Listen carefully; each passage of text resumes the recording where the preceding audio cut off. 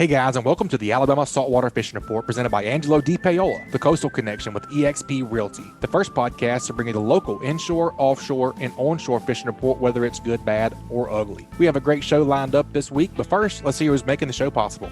This week's Alabama Saltwater Fishing Report is brought to you by Great Days Outdoors magazine. If you hunt or fish in Alabama or the Deep South, you know that it's different down here. Spawning seasons, patterns, and food sources are not the same as they are in other areas of the country. At Great Days Outdoors magazine, Southern outdoor writers pick the brains of the best Southern hunters and anglers and give you the best how-to, where-to, and when-to articles, along with so much more. Pick up a Great Days Outdoors magazine subscription and become a better Southern outdoorsman. Great Days Outdoors magazine can be found at your local Barnes & Nobles, Books A Million, Tractor Supply Company, Rural King, Bass Pro Shops, or you can save and buy online at greatdaysoutdoors.com.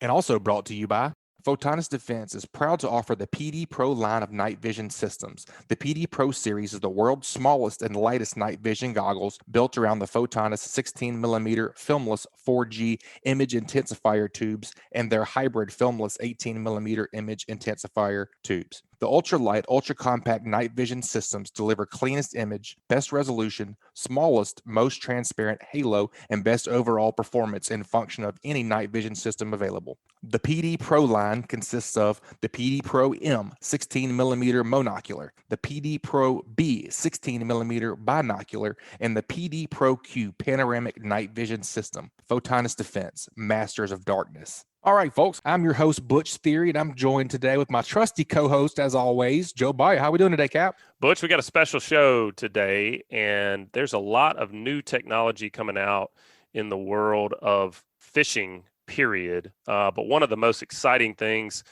for me is lithium batteries. I personally am very interested in this technology. I haven't converted myself yet. All of the literature that you see around it is very promising, but it does come up with a higher upfront payment. So today we're going to really dive in deep and learn some of the ins and outs of lithium marine batteries and really just try to figure out if it's worth it or not to make the investment. Have you had a chance to use lithium on a boat yet? I have not, man. And I know, there's tons of things that always need to be run by batteries on boats, and you got to keep them constantly charged in order to be productive on the water. And researching, things that we're going to be asked during this podcast, there's a lot to it, man. It's a lot of things that you need to be educated on before you go down that rabbit hole of lithium. Yeah, I think it's something that maybe it might be a little more complex than some might think, but there's some things that may surprise you as well. So let's get right into it, man. Joining us today, we got Pettingale. He is the Director of Product Management for lithium batteries with Discover Battery. And we got Mathew Campbell, the Director of Marketing with Discover Battery. And they manufacture all types of lithium batteries, including lithium marine batteries. So guys,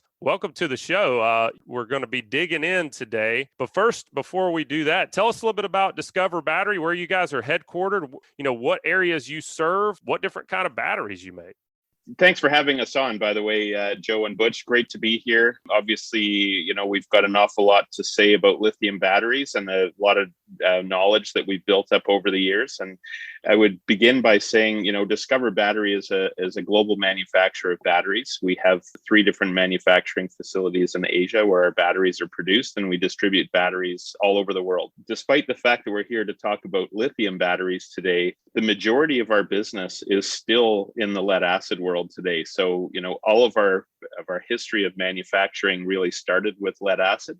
So we have a very strong understanding of what those batteries do and how they operate. And of course, we made the transition, or in the process of transitioning and working with lithium batteries for boats. But we've got a history of about 10 years now working with lithium batteries, predominantly in the stationary space with solar and with some of our industrial applications. So we're certainly not a stranger to the lithium side of our business at all. We've got some really good background there, and I think Derek will certainly be able to dig into a lot more of the meat of what we do in the lithium space. But make no mistake, we do make lead acid batteries as well. So we're certainly not a proponent of the fact that lead acid is necessarily the wrong battery. It just depends on the application, how you plan on using it. So, obviously we're here to talk lithium today, and happy to answer any questions that you may have. And I think we've got tons of answers and be able to help you out on that side of things for sure. Yeah, we really try to be fair whenever we bring folks on to talk about different aspects of angling. We don't want to just bring someone who has an agenda, and that was one of the reasons that we came to you guys, is the fact that you produce both kinds of batteries. So we don't have to necessarily worry that you're just trying to bash lead acid to promote lithium. You guys do both, and they're the right choice for different people. So first thing right out of the gate, every time I go to the post office, they want to know, am I shipping lithium batteries? Is this the same technology? I mean, are these lithium marine batteries safe? Oh, they're absolutely safe. I mean, that's priority number one when it comes to designing a lithium battery. So with that in mind, we focused on, the lithium iron phosphate technology. So there are different kinds of lithium ion cells and batteries out there. The ones that you typically hear about in the news, regrettably in the news, are usually nickel metal hydrides or nickel magnesium type MMC batteries. Those are the ones preferred by the automotive. They have a higher energy density. They require a more stable environment. The lithium iron phosphate has, the highest temperature tolerances and that type of thing. They're very extremely stable batteries, why we chose them. Secondary to that, the batteries that we're talking about here have very sophisticated electronics, or should have inside the battery with the cells to control the energy in and out and how they perform, making sure that they do shut down and shut off, disconnect rather, when something is going wrong. So safety is a big thing. Initial design is considered, and we've chosen the LFP, and we feel very confident about that. Safety is obviously the first thing you got to consider when it comes to anything, but especially when you're on the water. Mm-hmm. Now that we know we're safe, let's talk about what lithium is providing for the folks that are using it over lead acid. So, I think first, one of the most frustrating parts about batteries when you're on the water is battery life. Tell me about the differences between lithium and lead acid battery life. Well, really important, and that's why the interest is really building up in lithium. So lithium battery is a much more efficient. All batteries are electrochemical, so it's chemicals and recombining and decombining to create electricity in that. And lithium as a group are far more efficient than lead acid there. So energy density is up, so that means more energy in the same space, which also lowers weight. Those are the two front things that you'll notice. Lithium battery has a much larger capacity for the same space as does lead acid, and it also weighs a lot less, so you can pick them up and move them around. Sort of moving forward from that, they charge a lot faster. The charging capability or the charge acceptance of lithium is much higher than lead acid. There are some technical differences between different lithium batteries according to the BMS of the electronics in there on their charge acceptance, but in general, a lithium battery will accept much faster charging. Therefore, you can go from 4 or 5x charging down to one time. So what would take maybe 4 hours to complete, you can potentially do in under an hour or about an hour's time with a good lithium battery. And additionally, really, they last much longer. All of that efficiency and just the quality of their construction, the actual cells being constructed, everything just lasts a lot longer. We're typically looking at, in a cell, tens of thousands of cycles, maybe in a battery pack such as ours, 5,000 cycles of life versus, lead acid, say an AGM is in the 400 or 500 range. So you're looking at, up to 10x the lifetime of a comparable lead acid battery. Derek, I'm going to back you up a little bit, talking about charging. Do I need a different charger to charge my lithium battery, or can I just use the same lead acid trickle charge battery that I was using previously? We would highly recommend a lithium battery with a lithium charge profile in it. Charging lithium is a little bit different than charging lead acid. So some of the key differences, lithium is higher voltage, slightly higher voltage.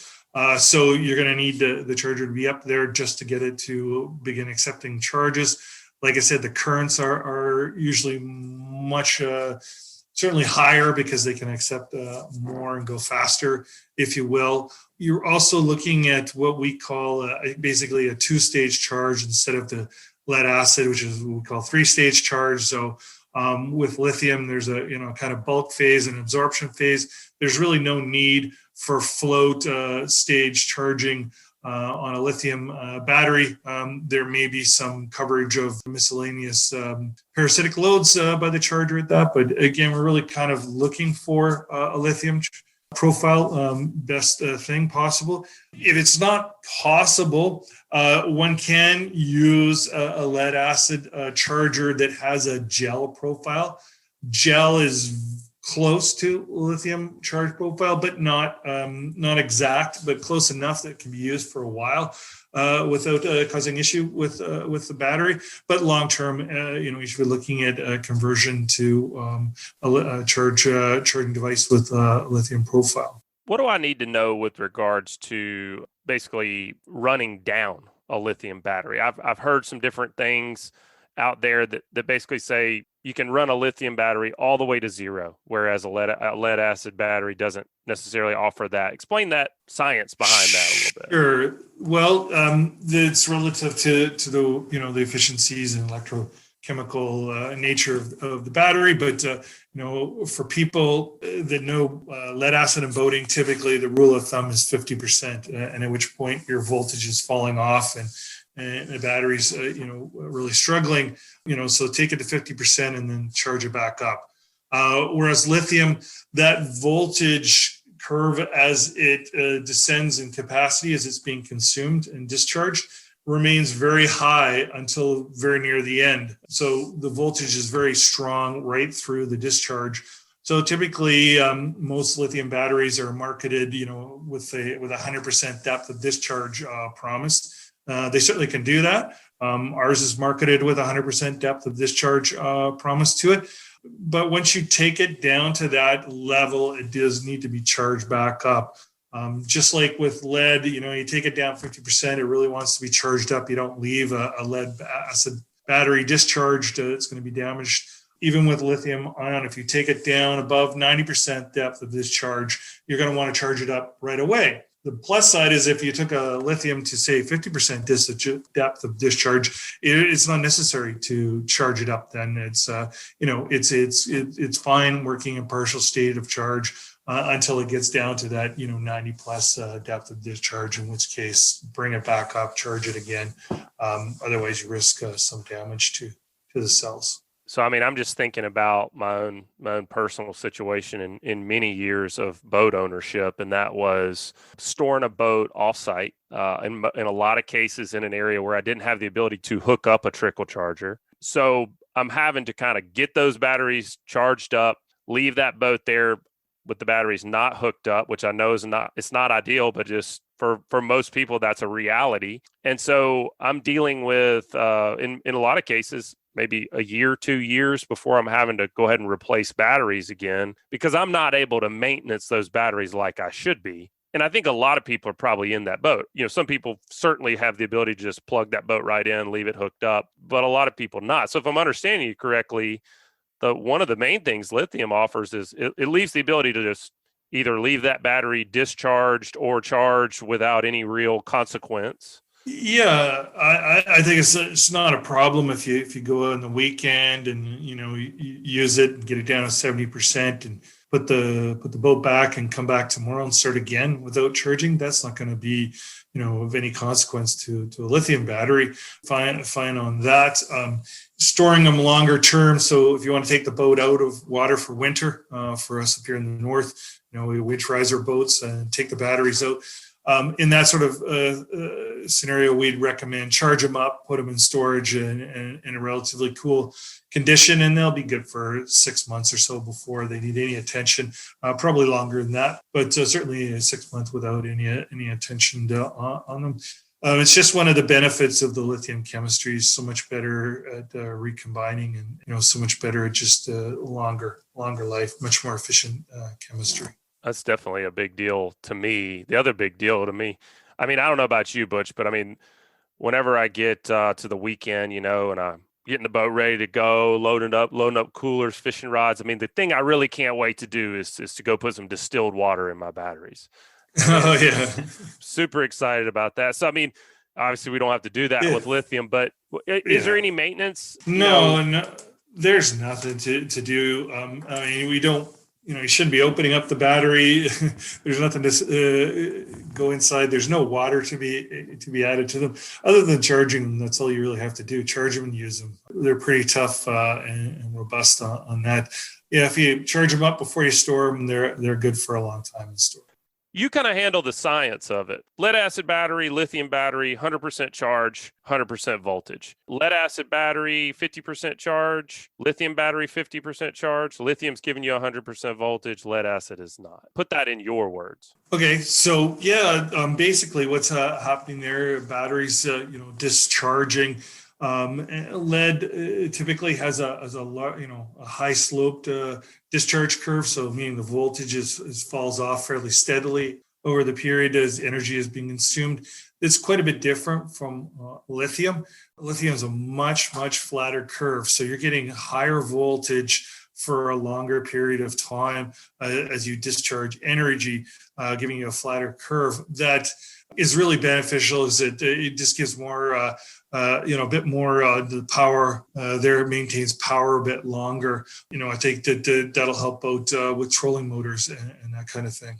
Yeah, to put something in perspective as an angler, when you're out fishing, with lead acid battery and you happen to set up your trolling motor, assuming you've got a trolling motor with a spot lock feature on it where you can actually set your position and you're sitting right in the current where the fish are and battery's discharging. I'm sure there's an awful lot of folks out there that wonder, why is it that all of a sudden as my battery's getting drawn down that the spot lock and the electric trolling motor aren't holding me in position any longer? And it's for exactly the reason that Derek's talking about, is those lead acid batteries, the voltage is dropping, and it's dropped to a point where the trolling motor can no longer keep up with the amount of voltage being put out by the battery.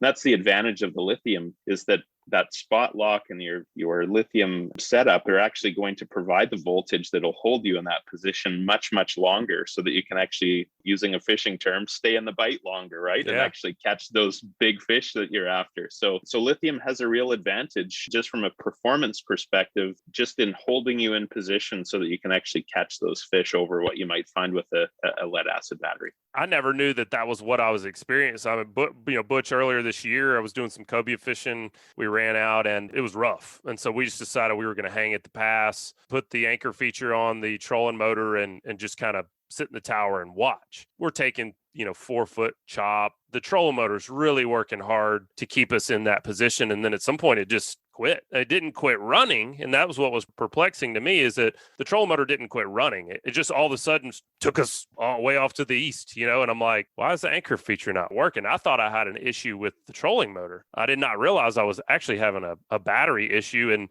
what I'm hearing from you, Derek, is that basically that lithium is going to put out as much voltage as it can, and much higher voltage than lead acid, until it's discharged. And that's the case. So the equation is volts, amps equals watts, or watts of the power there. So the longer the battery discharge, traditionally the voltage in a lead acid drops down, and you got to put more and more amperage. Well, eventually you just run out of that, and your power just drops away there. If with lithium that voltage is much higher, can continue to support the amperage out there longer, so you just have more power over a longer period of time. Eventually it does end, but it's there for a much longer period as well. All right, guys, let's take a quick break and hear from some of this week's sponsors. Killer Dock. As anglers, we put a lot of time, money, and passion into fishing, but most of us do not have a fish cleaning station that we are proud of. Many of us are suffering from dock dysfunction. A rodding table with rusty metal, this is just no good.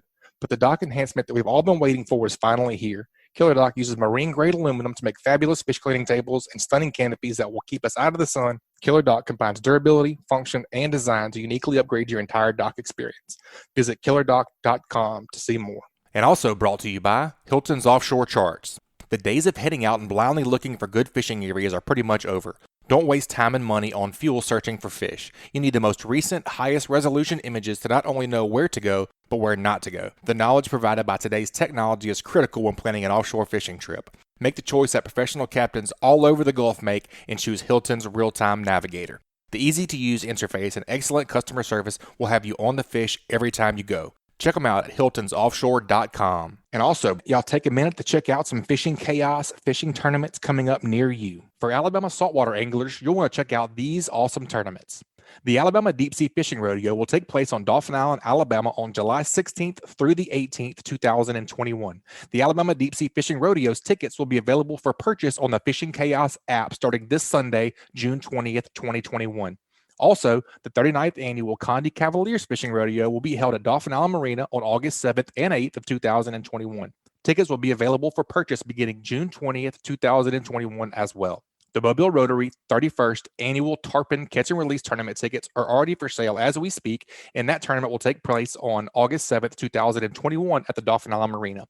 All proceeds go to support Rotary Community Projects or the Rotary Foundation, a nonprofit organization. More tournaments near you, info and full tournament details, including ticket purchases, can be found online at app.fishingchaos.com/tournament. Hey guys, you mentioned the different charger. And I think that could be one thing that would be a con to a lot of guys. Most guys probably have a trickle charger for their lead acid battery ready to go. So they may have to do like with a lot of things. You get a new piece of gear, you got to get a few things to maintain that piece of gear that you didn't need before. But other than that, are there any cons to lithium over lead acid? I mean, we already kind of opened up the show talking about the upfront cost, but what about over time?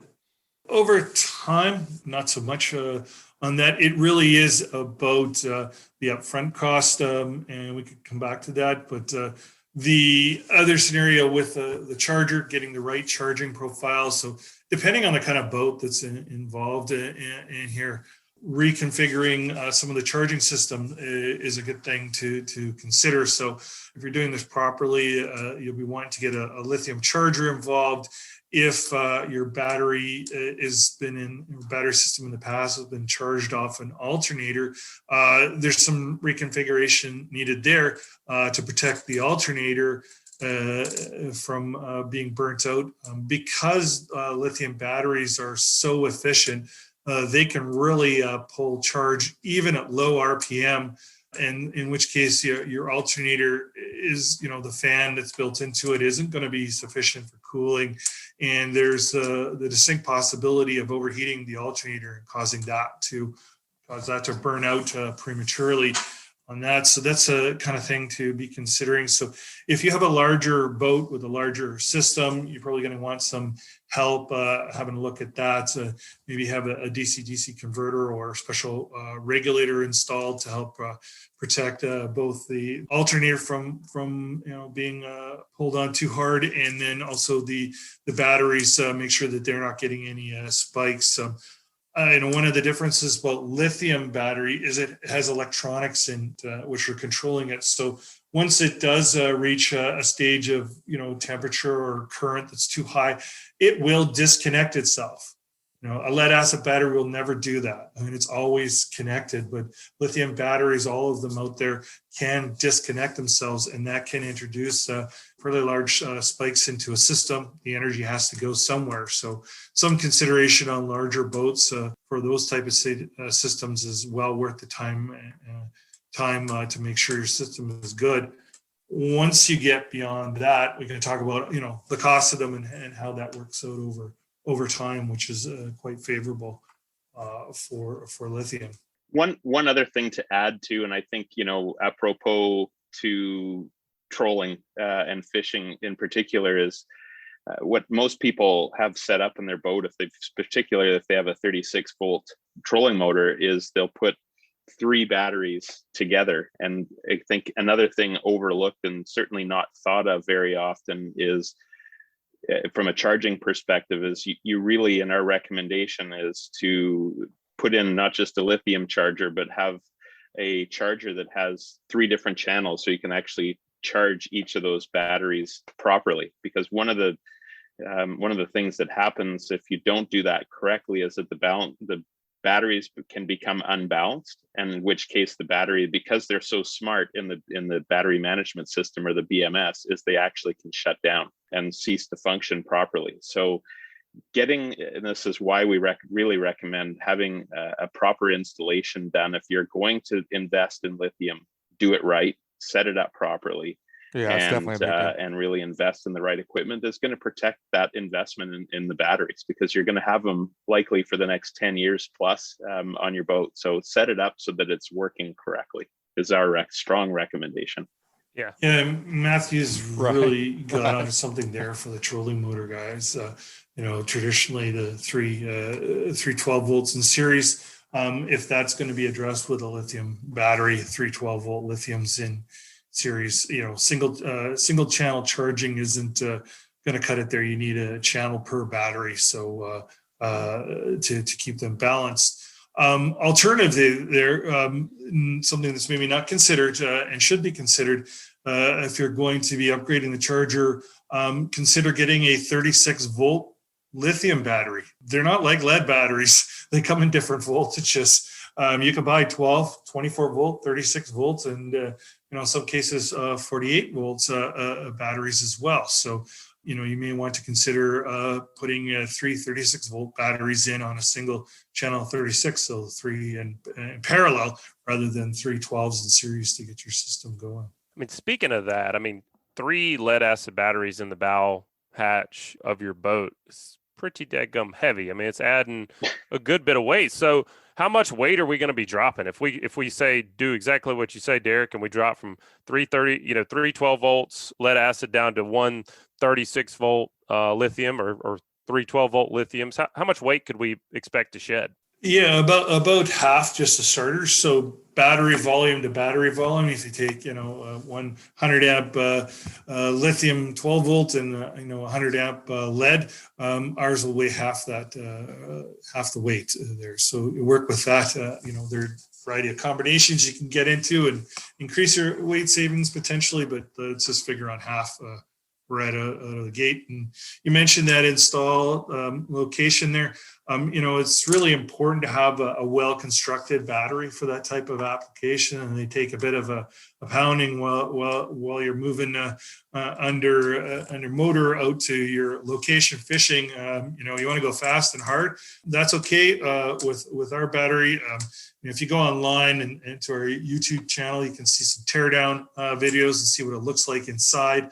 We've designed a special frame chassis for it, cradle, if you will, to hold them all together. It's a very tight package. It's all bolted in there, really nice and neat. High energy density prismatic cells in there with a very robust connection from cell to battery management system, which again is tucked in nicely into the battery casing under the lid there. All in what we call an IP67 rated enclosure. And IP67 is essentially a near water proof type scenario. It's really good for humidity and wet conditions. Certainly perfect for boating and anything out there on the water. That was my question. That's what I was going to ask. If there was any moisture or heat consequences of being in the bow hatch or something like that. But and even cold too. I think I've read more. Sure. Is cold a problem for lithium batteries? I know I've read that. No, cold does poses some unique problems, but on the discharging side, cold's not a problem. Lithium can be discharged typically to about minus 20 Celsius, so quite low. No problem on the discharge. It's on the charging side that things are a little different. All lithium batteries have to be charged at basically 0 degrees C or higher. So on a normal non-frozen, you can't charge frozen lithium batteries. That'd be a big problem. I wouldn't want to do that. So, they have a good temperature rating, discharging, no problem. A little bit of concern on the charging side, but nothing that's too strange, too abnormal. So it really sounds. Go ahead, Matt. Sorry, Joe. I think one of the challenges with all batteries, and I suppose if we really want to talk about the enemy of all batteries, is heat.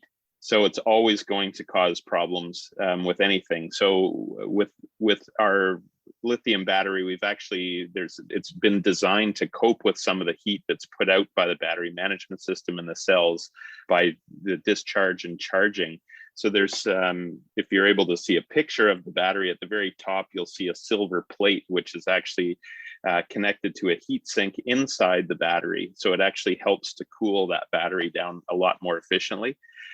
Again, Derek referenced a video on our YouTube channel. It's also available on our website that really shows the differences between our battery and some of the competitor batteries, where there's no heat sink on the outside of the battery. They're all contained inside of a battery that's fully sealed. And one of the additional things we've added, which we didn't mention yet, is that there's actually a gore vent, or a vent on our lid of our battery, which actually helps to deal with those differences of pressure and moisture to keep the moisture out. So our battery is able to really handle that heat, I think, much better than what we're able to see today from some of our competitors.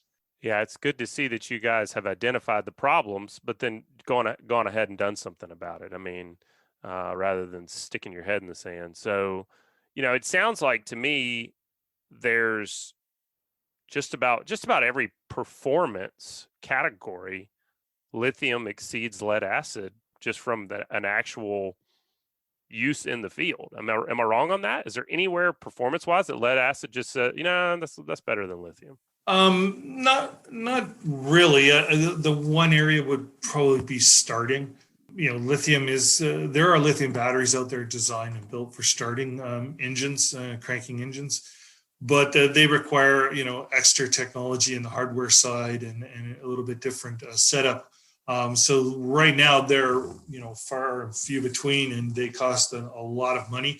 So really that's the one area where you've got, the standard SLI battery, standard sort of starting ignition battery is still the best bet and the way to go for the time being. Soon enough, when things give us some more time, and we'll get that squared away and be probably offering lithium batteries for that application too. But that's about the only one and only thing. They're outstanding in the deep cycle range where we're targeting for right now. They have great performance for that. There's a few other things that are quite interesting. We haven't really mentioned understanding state of charge, for example. That's always key. How much is left in the battery? How long can I stand around fishing? If I got another hour or another 5 minutes? Not really possible to really get a good handle on that with lead. Try as we might for years, spending money on devices for that. They're not very accurate, and you spend a couple $100 on that. One of the things we've addressed with this battery, as I said, has electronics in it. There's digital control in there. So we're measuring all the energy in and all the energy out, which voltage it at, what the temperature is inside, all that's measured. We've made it available to the owner of the battery, to the user, through a simple Bluetooth application. So download it to your phone or tablet and have a look in there. It's digital, so the accuracy is better than you've ever seen and more reliable than you've ever seen. And you don't have to pay for that. That's what there's no extra equipment to buy for that one, and that comes with the purchase. Sounds like peace of mind. That would be very, very, very nice to have out on the day on the water, to be knowing where your battery charge is at. Oh, definitely. Really handy, really useful. Changes things a lot. Well, you mentioned deep cycle batteries, and that really being where this is going to be applied. Obviously, today we're talking about marine lithium. Is this technology, is it ready for everything else where we use deep cycle, such as, I got a golf cart, I got a camper, is it ready for all that? All ready for all of that and already used there. Certainly the batteries we're talking about here in the marine are entirely suitable for your RV. It's a very similar setup, and it wouldn't have any qualms about that. Many of the golf carts that you're out there riding around on, you're playing 18 holes, are already lithium. They're very, very similar. One of our batteries could be used in that type of scenario, although there's a few other control things to do with regenerative braking that's a little different than a marine application you got to consider. So talk to us before you attempt to do that with a lithium battery. But if you go and buy one, most of them already equip that because it's such a much better cost benefit proposal and longer life for those maintenance free. Those things that we're talking about here for marine pay off just as well in golf car business. Certainly, we've been very active in the solar industry. So all the off-grid homes and businesses out there, we have a big position in that market, and lots and lots and lots of batteries all over the world, in fact, for that application for the last decade or so. So is there any difference? So like, let's say use me as the example. I've got a 48-volt golf cart. I've got a camper that's got a 12-volt battery. I've got a boat that uses 36 volts for the trolling motor. Are there any differences between the marine lithium line? Could I grab 48 volts, 4 12-volt lithium batteries and use them on my boat, use them in my golf cart, use them in my camper? Is it reasonable to believe that they would plug and play across devices, or are there differences in the marine side? No, fundamentally, there isn't differences between the battery. If you're using a 12-volt system in your RV or trailer, that same 12-volt lithium will work in 12-volt system in your boat, for example.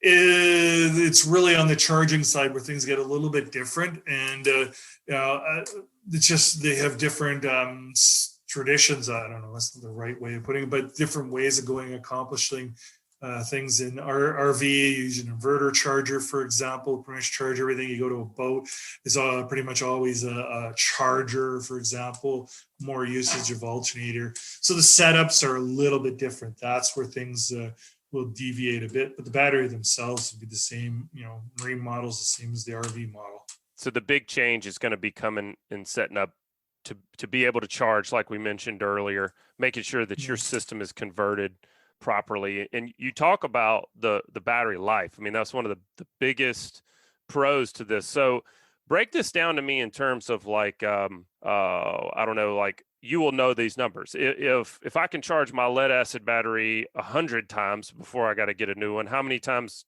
can I charge my lithium before I've got to get a new one? Well, a lot more, way more, to be honest. So, in the case of our battery, we're targeting about 5,000 cycles, and that's full depth. That's 0 to 100%, and then charged back up again is one cycle. So we're targeting over its entire lifetime 5,000 of those. Maybe we'll get more out of it if the conditions are great. But if you're looking at, say, a lead acid battery, AGM are really popular in marine because they're a little lower maintenance. Those, a great one would be like 500 cycles, 0 to the 50+% that they want, and then charge back up. So typically this scenario, and let's get to the elephant in the room, everybody's got sticker shock when they first look at a lithium battery going, oh my God, that thing is a lot more money than, my last set of lead acid batteries. But you're getting quite a lot more. And really the way to look at it, first of all, is back to our earlier point about energy density. So, 100 amp lead acid battery is going to actually give you 50 amps of usable capacity. My 100 amp lithium will actually give you 100 amps of usable capacity. So right there, to match that, you're going to have to double the number of lead acid batteries to get to equivalent of energy available to you on one cycle from my battery. Now look at that again, and it's be nice, say 500 cycles. So you go 500 cycles, great set of lead batteries. My battery's probably going to go 10 times longer than that. So you got to rebuy those lead batteries and uninstall them, deinstall them, et cetera, 10 times to get to the same space. So the longer you own things, obviously you're investing in a future life on these. You don't have to do maintenance to them. You don't have to get in there and change them and have people doing that for you. So that's the real thumbnail sketch of why lithium is so much better deal from an ROI and owner's perspective there are other aspects to it. We get into how the warranty is handled and things like that are a little bit different, that brings some, peace of mind and to owners. The lithium battery, ours is for example, we provide up to a 5-year workmanship replacement warranty, not prorated. I know the lead business and most of that's prorated. Ours is replacement. But on top of that, because we have, say, the digital aspects of it, and we can tell how much energy is going in and out, we'll actually warranty a certain set amount of energy through that. So for, all intents and purposes, performance of a certain level is guaranteed, is warranted by us, the battery manufacturer. You'll not get that out of lead at all. The battery is going to last. I tell you, the battery is going to last much, much longer than that guarantee. As we're talking about 5,000 cycles potentially out there. So it's a much better deal for consumers. Buy a set and then really get on with other things, and you don't need to do anything with batteries for quite a number of years. I'm glad you brought up serviceability. I'm really glad you brought up, having to actually physically take out these batteries and put new batteries back in. My dad, in preparation for this year's fishing season, I'm not going to say how old my dad is, but I'll just say he's vintage. Okay. So he was having to replace all of his deep cycle batteries this year, and he's dragging his feet, like, Dad, you need to get some new batteries, I'm ready to borrow the boat, so, and what I come to find out, the biggest thing that was keeping him from replacing his batteries was actually just physically removing them. He said he had a really hard time getting them out of the hatch. They're kind of awkwardly put in there, then having to hook them back up in the correct series.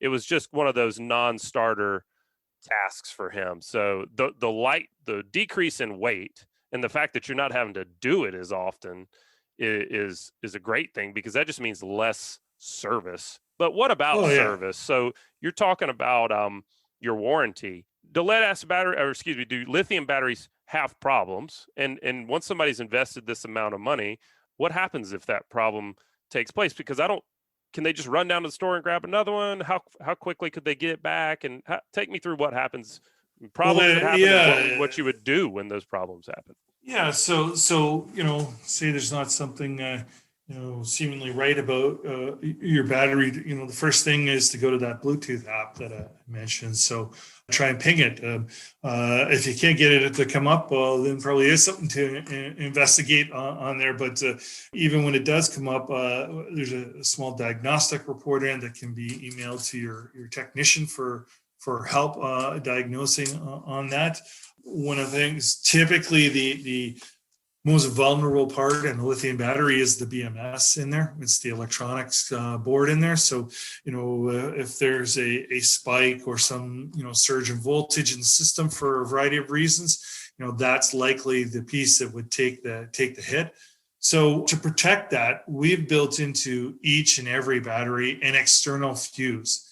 There's a little square right beside the battery post on there that will take the hit before the BMS takes the hit. That's a simple $3-4 item to replace with a torque wrench. Just take it off, put it back, and you're in business again. And it's going to protect from quite a number of possibilities out there. So that's first line of defense. If it gets kind of interesting after that, the lid of the battery does come off and can be taken out or taken off and replaced. And it's what houses the BMS in there. So for a technician and a torque wrench and a voltmeter, it's a pretty straightforward place, which is kind of nice because it makes shipping those things easier to wherever things are, a little easier to obtain. And certainly, we can support a service like that throughout North America. One other thing to be said too is, and just back to what you were talking about with your father, is typically batteries, you're exactly right. They're heavy, they're awkward, and there's really no easy way to carry them. One of the things that we've designed into our battery is a really nice suitcase style handle that folds up. It's really easy to grab onto and lift out. So when you are struggling in the hatch or in a bulkhead somewhere flip that little handle up and you can lift it up. And the fact that they're half the weight of a similar size lead acid battery just makes it so much easier to move them in and out of wherever you happen to have them tucked away. Yeah, absolutely, Matthew. Good point. Good point. Pretty easy to carry a pair of those around, one in each hand. You're not going to spill acid on your, best clothes or anything like that. So it's pretty clean and neat and easy to get around. The sizes that we've chosen for these batteries are done with, experience in our back pockets. So we picked some of the most popular sizes. They're going to fit in the battery box that you had your lead acid in. Some of that material that you have there is going to be reusable. It's the same cables that you use to join the batteries together in parallel and to bus bars and things like that. So, there's not, from that perspective, much that's different for when you're installing or learning how to do it. So any technically oriented boat person or, who regularly installs lead acid batteries would be able to do that. Just get some advice and help when it comes to setting up the charging system correctly so that you don't have issues and you get everything that you paid for, get all of that coming back to you. I'm a buy once, cry once kind of guy. I like things that work. I like things that work well. I like not having to fool with them that much, not having to replace them very often. And I don't mind paying more upfront to get there. One of the things that's kept me away from lithium was a lot of the questions we asked today is just, can I really just plug and play with my current system, or is there going to be some conversion that needs to take place? I think you've done a good job answering that. What other questions should I have asked today, or should a guy who's in the market for new deep cycle batteries, marine batteries, or any of the other types of deep cycle applications that are out there, if he's thinking about lithium and he's looking at what's out there, what do you think they should ask when they're in that process? There's one thing I would suggest, Joe, and I'm a bit like you. I'm a buy once, cry once kind of guy, but along with that comes, I spend a ton of time researching anything I'm going to buy and looking at it and understand, why am I buying, one product over another? And I would really encourage people to do their homework as they're looking through the various, and there's lots of different lithium battery manufacturers out there. Buy from a reputable company. For starters, there's an awful lot of product that's coming in from China that's just simply a label stuck on the outside of a box that's got no real research and development put into the battery management system, as Derek has mentioned, is probably the most important part of that lithium battery. And even on the construction, and we've referenced this a couple times already, but go and have a look at our website and watch our teardown video. It's how these batteries are actually put together. And when you see the insides of how some of these batteries are put together, it can be a little bit shocking. From a boater's perspective, handling vibration is a big deal. You're going over a lot of waves. I mean, you want to get out to that fishing hole as quick as you can, and you're pounding the boat along, and it's taking a ton of shock and vibration. How the battery is built on the inside is, although there may be a claim of similar battery life between one lithium battery and another, that's great if it's on a stationary application sitting in a garage or sitting somewhere where it's never getting abused. But really understand what is on the inside and how it's put together to stand up to the rigors of being out on a boat and taking that kind of punishment, day after day as you're heading out and going out to the fishing grounds, whether you're on the ocean or whether you're in a lake, there's vibration's a real thing and it can damage batteries really quickly. So have a look and research that kind of stuff. And if you can't find the answers, then I think the simple answer is, if there's a question, there is no question. Steer away from the guys that won't show you what's on the inside and what they're doing. It would be my best advice. I think what Mathew had to say was really good advice. My advice several times has been to get a good advice on the charging side of it and the setup on that. So highly recommend you speak to people that are professionals in that area, and other boaters out there that have some experience using these to make sure you get things just right on that, because we don't want anything to go wrong, and we certainly want you to get the most out of the battery that's possible, and that charging system has a big part of the system. So Don't ignore that. Yeah, you want these guys to find value in these batteries, because that means, and I don't know, 10, 15, 20 years when they got to replace them. Sounds like they'll come back to you guys. But no, that's awesome, right, man. So, to wrap things up, you mentioned you're sold all over North America and you sell batteries all over the world. If folks wanted to check you guys out, you mentioned the YouTube channel, where can they go to find a distributor, a retailer, and just to get more information about the conversion process to get some more of these resources that we're talking about? Yeah, Joe, we've got our website is www.discoverbattery.com. There's a lot of really great resources on that page. And if you navigate to our lithium section, and in particular, the product we've really been referencing mostly here today is called the Lithium Blue. And so we've got some fantastic resources available. There's some videos on our website. There's a bunch of app notes and white papers that would really help people understand what it is that they need to buy, differences, and why you'd switch from lead to lithium as an example. The teardown video is on there. We'll very shortly be putting up an app note on charging with an alternator so that we can help people get through that process and understand that a little bit better. And then as far as where do you want to buy a product from us? Well, we don't sell directly to consumer as a manufacturer. We never have. And we do all of our business through our main distributors in the US. So Continental Battery, Battery Systems, and Northern Arizona Wind and Sun today are our exclusive distributors for the Lithium Blue product. If you really want us to put you directly in touch with them, we have a contact form on our website. It's to contact sales. Fill that in and we'll get your information directly to somebody who can help you and sell you a battery in the area of the US that you are located in. So that would be my best advice to find one. The turnaround on having someone get back to you is usually within 24 hours.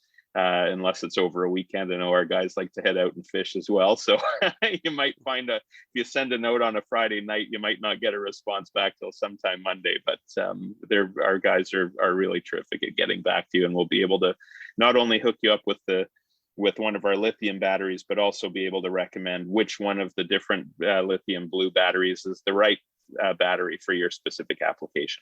Well, Mathew, Derek, it's been enlightening, and we really did cover really everything I know I wanted to know. Butch, I think your answers or your questions were answered here as well. We appreciate you guys joining us and sharing this knowledge with our audience, because I know there's a lot of anglers in our audience that are having these same questions. They've seen these products out there.